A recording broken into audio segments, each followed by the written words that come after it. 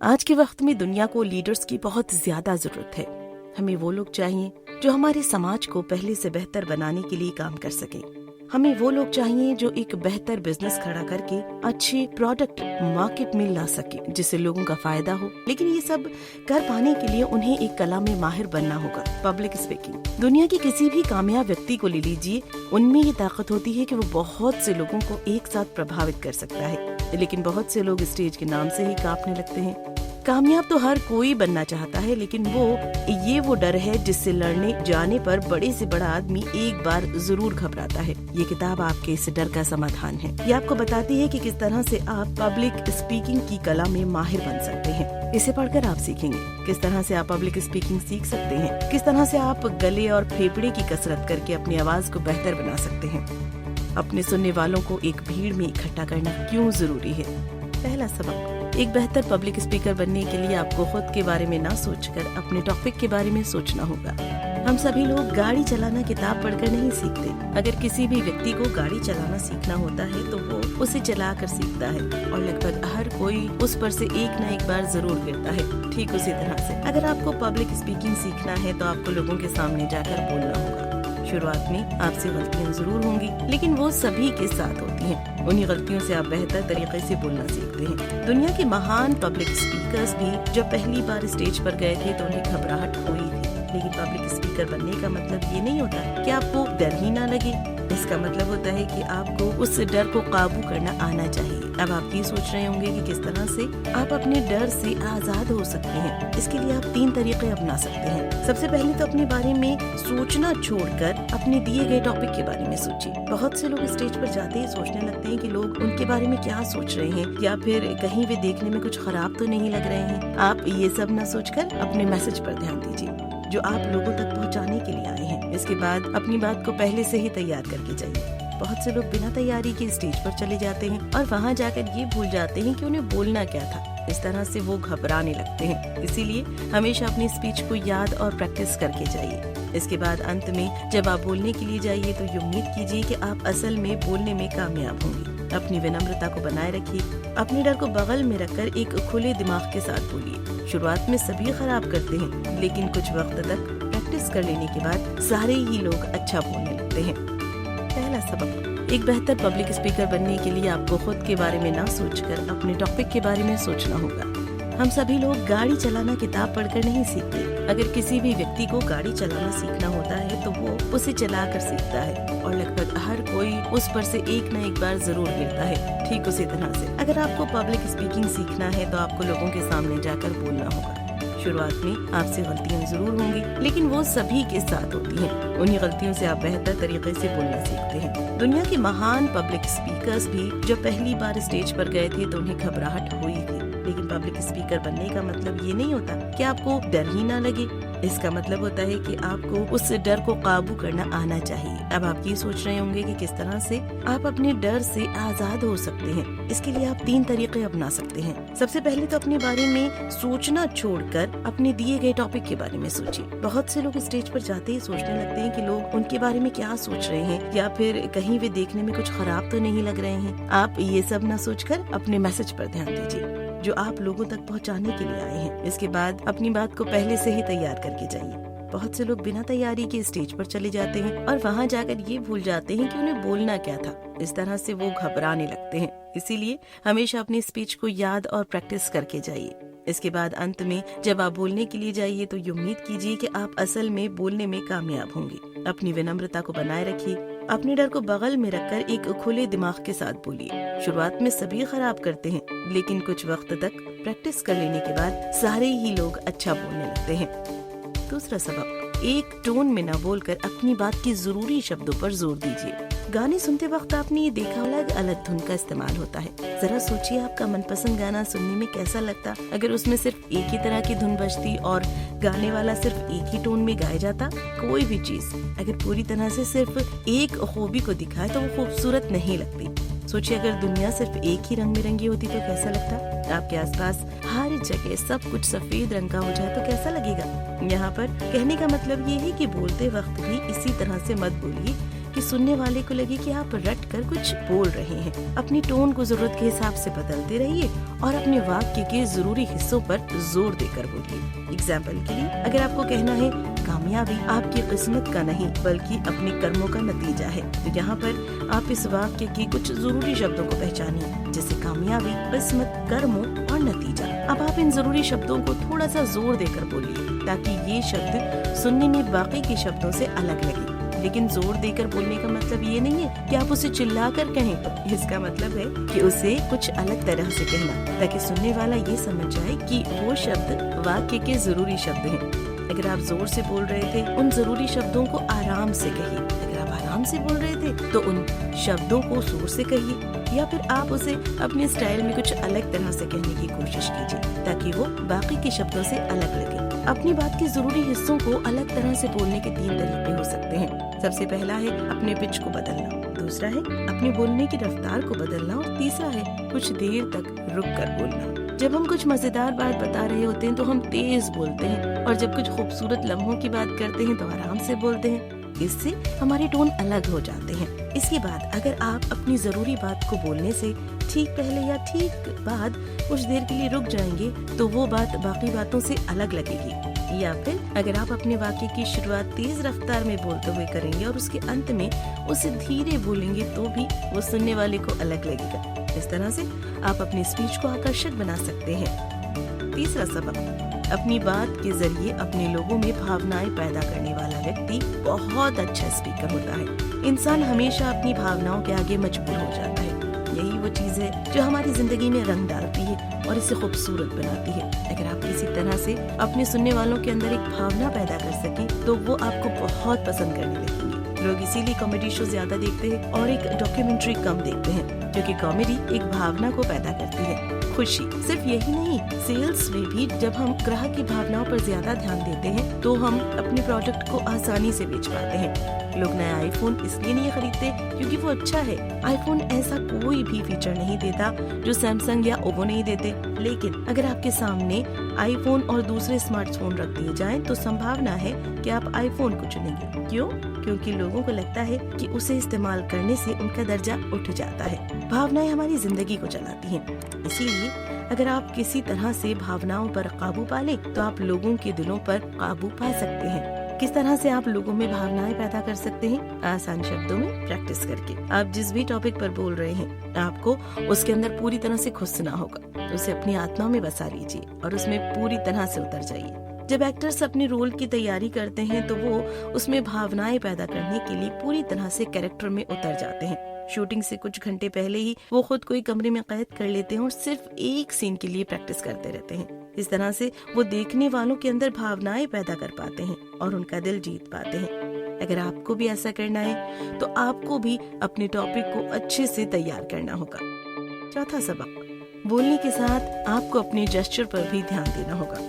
Gesture का मतलब होता है बोलते वक्त अपने हाथ और अपने शरीर को अपनी स्पीच के हिसाब से हिलाना। ये वो इशारे होते हैं जिन्हें देखकर लोग आपकी बात को अच्छे से समझ पाते हैं। इसमें माहिर बनने के लिए भी आपको प्रैक्टिस करने की जरूरत होगी। सबसे पहले तो इन्हें जबरदस्ती बाहर लाने की कोशिश मत कीजिए। जेस्चर आपके अंदर से अपने आप निकलने चाहिए, और अगर आप जबरदस्ती से बाहर निकालने की कोशिश करेंगे तो लोगों को तुरंत पता लग जाएगा कि वो नकली है। लेकिन इसका मतलब ये नहीं है कि आप उसे प्रैक्टिस नहीं कर सकते। जेस्चर को बेहतर बनाने के लिए आप उसे बार बार प्रैक्टिस कर सकते हैं। ये जरूरी नहीं है कि आप हर एक जेस्चर को एक ही तरीके से प्रैक्टिस करें और हर बार उसे उसी तरह से इस्तेमाल करें। कभी कभी ये भी संभव नहीं होता। ये आपके अंदर से समय समय पर अपने आप निकलने चाहिए। आप अगर एक होनहार स्पीकर को एक ही स्पीच 2 बार देते हुए सुनिए तो आप ये देखेंगे कि उसके जेस्चर बदलते रहते हैं। इसके बाद आपको ये ध्यान देना होगा कि आपके अंदर से जो जेस्चर निकल रहे हैं वो आपकी स्पीच और आपके टोन के साथ मैच खा रहे हैं या नहीं।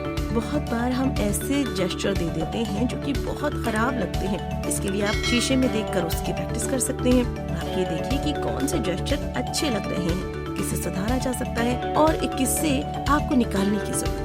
साथ ही समय के साथ आपको इसकी आदत पड़ जाएगी और आप इसे बेहतर तरीके से कर पाएंगे। यहाँ पर सबसे जरूरी बात यह है कि वो जेस्चर आपके अंदर से प्राकृतिक रूप से निकलने चाहिए। नकली जेस्चर का इस्तेमाल करना बिल्कुल वैसा ही है जैसे अपने बगीचे के सूखे हुए पौधों को हरे रंग से रंग देना। आप इसकी जितनी ज्यादा प्रैक्टिस करेंगे आपके लिए ये उतना ही आसान हो जाएगा। इसके अलावा बहुत ज्यादा जेस्चर करने से लोगों का ध्यान भटकने लगता है। ये याद रखिए कि आप अपने हाथों को या अपने शरीर को हद से ज्यादा मत हिलाइए। साथ ही अपने चेहरे के हाव भाव पर भी ध्यान दीजिए। 5वां सबक, अपनी आवाज को अच्छा बनाने के लिए अपने गले और फेफड़ों का ख्याल रखिए। जब हम बोलते हैं तो हमारे फेफड़ों से हवा हमारे गले तक जाती है, जिससे कि आवाज निकलती है। दूसरे शब्दों में जब हम बोलते हैं तो हमारे फेफड़ों पर प्रेशर पड़ता है और ज्यादा जोर से काफी देर तक बोलते रहने से सीने में दर्द हो सकता है। इसीलिए ये जरूरी है कि आप अपने फेफड़ों का और अपनी सेहत का अच्छा ख्याल रखें। लेखक एक ऐसे पब्लिक स्पीकर वो जानते थे जो कि बोलने की प्रैक्टिस भागते हुए करता था। इससे उनके फेफड़ों में ज्यादा हवा जाती थी और उनकी कसरत होती थी, जिससे वो स्टेज पर लंबे समय तक बोल पाता था। आप चाहें तो ये तरीका अपना सकते हैं या फिर एक दूसरे तरह से भी कसरत कर सकते हैं, जो कि नीचे दिया गया है। सबसे पहले अपने हाथों को अपने कमर पर रखिए और एक हाथ की उंगली को दूसरे हाथ की उंगली से छूने की कोशिश कीजिए। इससे आप अपने फेफड़ों को दबा रहे हैं, जिससे सारी हवा बाहर निकल रही है। इसके बाद अपने कंधों को ऊपर उठाए बिना आप सांस अंदर कीजिए। इसे बार बार दोहराइए। फेफड़ों के अलावा आपका गला भी अच्छे से बोल पाने के लिए बहुत जरूरी होता है। इसकी कसरत करने के लिए आप गर्दन को फिक्स करके अपने सीने को लेफ्ट राइट घुमाइए। ऐसा करते वक्त अपने सीने को आगे की तरफ झुकाइए। इससे आपके गले को राहत मिलेगी। गले को खोलने के लिए आप अपने मुंह को खोलिए और उसे पूरी तरह से खुला रखकर बोलने की कोशिश कीजिए। इससे आपकी आवाज की क्वालिटी अच्छी हो जाएगी। लेकिन अच्छी आवाज होने का मतलब सिर्फ ये नहीं है कि वो तेज हो। इसका मतलब ये भी है कि वो साफ हो और स्टेज के पीछे बैठे जो लोग हैं वो भी आपकी बात को अच्छे से और साफ साफ सुन पाए। अगर आपकी आवाज साफ होगी तो आपके फुसफुसाने पर भी लोग आपको अच्छे से समझ पाएंगे। ऐसा कर पाने के लिए आप अपने हाथ को अपने मुंह के पास लगाइए और ये शब्द जोर से बोलिए, क्रैश, डैश, व्हील्स, बस। इन शब्दों को तब तक बोलते रहिए जब तक आप इनके वाइब्रेशन को अपने हाथों पर महसूस न करने लगे। 6वां सबक, अपने सुनने वालों को एक भीड़ में इकट्ठा कीजिए ताकि आप अपनी बातों को लोगों तक आसानी से पहुंचा सके। क्या आपने कभी ये देखा है कि किसी सेमिनार में एक व्यक्ति ताली बजाता है और फिर सारे ही लोग अचानक से तालियां बजाने लगते हैं? क्या आपके साथ कभी ये हुआ है? क्या आपके ग्रुप में सारे लोग अचानक से ऊपर देखने लगते हैं और आप भी उसी वक्त देखते हैं? इंसानों की इसी खूबी को कॉन्टेजियन कहते हैं, जिसका हिंदी में मतलब होता है एक व्यक्ति के विचार या रोग का दूसरे व्यक्तियों तक पहुंचना। इसका आसान सा मतलब होता है एक चीज का फैलाव। इसका मतलब ये है कि अगर आप अपने सुनने वालों को एक भीड़ में इकट्ठा कर लेंगे तो आप अपने विचारों को उन तक आसानी से पहुंचा सकते हैं। भीड़ में विचारों का इन्फेक्शन बहुत तेजी से फैलता है। अगर एक भीड़ भरी जगह पर एक व्यक्ति अचानक से चिल्लाने लगे, आग आग, भागो भागो, तो सारे लोग पागलों की तरह भागने लगेंगे। इसीलिए अगर आप चाहते हैं कि सब लोग आपके विचारों को सुने तो उन्हें अलग अलग मत बैठने दीजिए, उन सभी को एक ही भीड़ में इकट्ठा कर लीजिए। ये करने के लिए आप सबसे पहले उन अलग बैठे लोगों के पास चलते हुए जाइए और उनकी जरूरतों के बारे में, डर के बारे में और भावनाओं के बारे में बातें कीजिए। एक बार जब उन अलग बैठे लोगों को लगने लगेगा कि यहाँ पर उनके जैसे विचार वाले लोग बैठे हैं, तो वो भीड़ में जाकर मिल जाएंगे और आपकी बातों को अच्छे से सुनेंगे। लेकिन बहुत से लोग इस बात को नहीं मानते कि भीड़ में बैठने पर सारे लोग एक तरह से सोचते हैं। अगर आपको इस बात पर अब भी कोई शक है तो इतिहास के इस एग्जाम्पल पर नजर डालिए। 19वीं शताब्दी में सोवियत की सरकार ने ये नियम लागू किया था कि कोई भी कहीं भी भीड़ नहीं लगाएगा। उन लोगों को इस बात का डर रहता था कि अगर सारे लोग एक साथ आने लगेंगे तो सरकार से बगावत करने की चाहत अचानक फैलने लगेगी और उन लोगों को हड़ताल का सामना करना पड़ सकता है। इसीलिए आपको भीड़ इकट्ठा करने की काबिलियत अपने अंदर विकसित करनी होगी, क्योंकि इसमें वो ताकत है जिससे सरकारें गिराई जा सकती हैं। 7वां सबक, अपनी बहस करने की ताकत को बढ़ाइए। बहुत बार हम कुछ ऐसी बातें बोल देते हैं जिसे साबित कर पाने में हमें परेशानी होती है। कभी कभी हम अपनी राय देने लगते हैं जो बहुत से लोग उस राय को नहीं मानते हैं। इसीलिए ये बहुत जरूरी है कि आप जो भी बोलें उसे साबित करने की ताकत भी रखें, वरना आपकी कही गई बात को आपके खिलाफ इस्तेमाल किया जा सकता है। साथ ही अगर आप अपनी बात को साबित नहीं कर पाएंगे तो लोग आप पर भरोसा नहीं करेंगे। इसके अलावा अगर आपकी कभी किसी से बहस हो जाए तो आपको उसकी बात का जवाब देना भी आना चाहिए। अपनी बात को साबित करना और दूसरों से बहस करना ये दोनों ही जरूरी है। इसीलिए आपको ये भी सीखना होगा कि किस तरह से आप अपनी बात को सही साबित कर सकते हैं, और ये भी सीखना होगा कि किस तरह से आप अपने विरोधियों की बात को गलत साबित कर सकते हैं। इसके लिए आपको 4 बातों पर ध्यान देना होगा। वो बात जिस पर बहस हो रही है, उस बात को साबित करने के सबूत, उस बात के और कौन से मतलब हो सकते हैं, और उस बात के नतीजे। नीचे दिए गए 8 सवालों की मदद से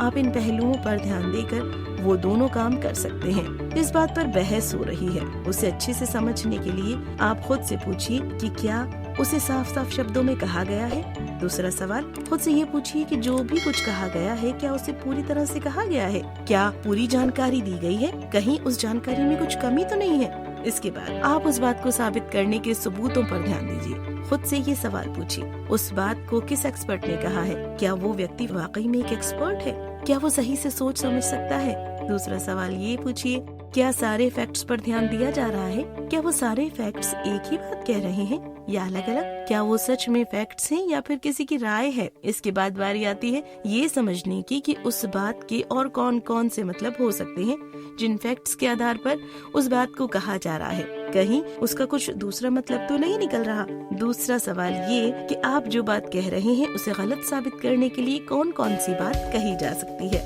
इसके बाद अंत में आता है कही गई बात के नतीजे क्या हो सकते हैं। इसमें आप खुद से पूछिए कि कहीं आपने तो कुछ ऐसा नहीं कहा जो सबूतों पर आधारित नहीं है। और दूसरा सवाल ये कि क्या सारे सबूत एक ही बात की तरफ इशारा कर रहे हैं। 8वां सबक, अपने सुनने वालों को एक कहानी सुनाइए ताकि वो कल्पना कर सकें।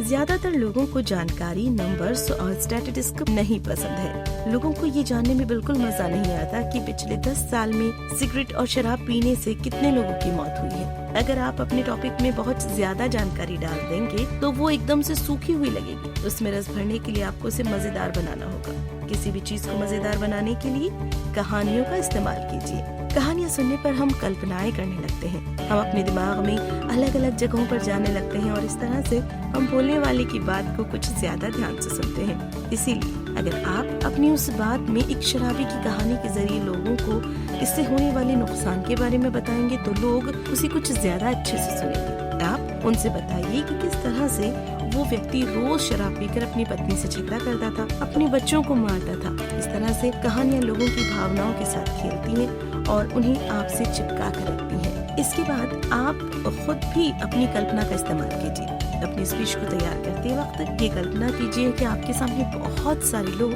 आपको सुनने के लिए बैठे हैं और वो आपको सुन रहे हैं। ये सोचने की कोशिश कीजिए कि आप उनके सामने किस तरह से बोलेंगे और आपकी बात को सुनने के बाद उनके हाव भाव क्या होंगे। जब आप अपने दिमाग में अपने सुनने वालों को साफ साफ अपने सामने देखने लगेंगे तो ये कल्पना कीजिए कि आप उनके सामने बोलने पर कौन सा जेस्चर का इस्तेमाल करेंगे। ये सोचिए कि उस जेस्चर का आपके सुनने वालों पर क्या असर होगा और किस तरह से आप अपने वाक्यों को कहेंगे। पब्लिक स्पीकिंग का काम भी एक कवि या एक लेखक के काम की तरह ही होता है। अगर आप अपनी बात के जरिए लोगों के दिमाग में चित्र बना सकते हैं तो आप भी एक अच्छे पब्लिक स्पीकर बन सकते हैं। कुल मिलाकर हर कला की तरह पब्लिक स्पीकिंग की कला भी प्रैक्टिस करके सीखी जा सकती है। स्टेज पर जाने से पहले अपने टॉपिक को अच्छे से तैयार कीजिए और साथ ही अपनी सेहत का अच्छा ख्याल रखिए ताकि आप लंबे समय तक अच्छा बोल सकें। अपनी बात के जरिए लोगों में भावनाएं पैदा करने की कोशिश कीजिए। हर रोज अच्छे से प्रैक्टिस करके आप इसमें बेहतर बन सकते हैं। क्या करें? अपने शब्दों के ज्ञान को बढ़ाइए। अगर आपके पास इस्तेमाल करने के लिए बहुत सारे शब्द होंगे तो आपकी स्पीच पहले से बेहतर होगी। इससे आप अपने विचारों को बेहतर तरीके से समझा पाएंगे। इसीलिए अब से अगर आप कोई किताब पढ़ें तो उसमें आने वाले उन शब्दों को नोट कीजिए जो आपके लिए नए हैं, फिर उन्हें अपनी स्पीच में इस्तेमाल कीजिए।